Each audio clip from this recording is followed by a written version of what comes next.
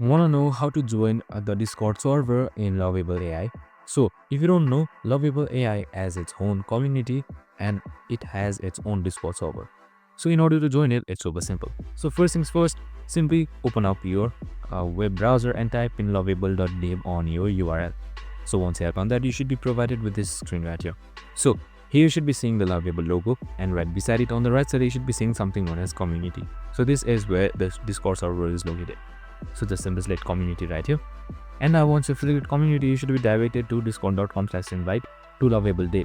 So if you have a Discord web, it's super simple. You can just simply join in. So if you have Discord installed as well, it should automatically open up Discord and you can just simply create an account or join in directly. And that's it. So you can see the members and online ones as well. So this is how you easily join Lovable communities in Lovable AI. I hope this video helped. If it did, make sure to like, subscribe and tune in with us for more of these videos. Have a good one and see you in the next one.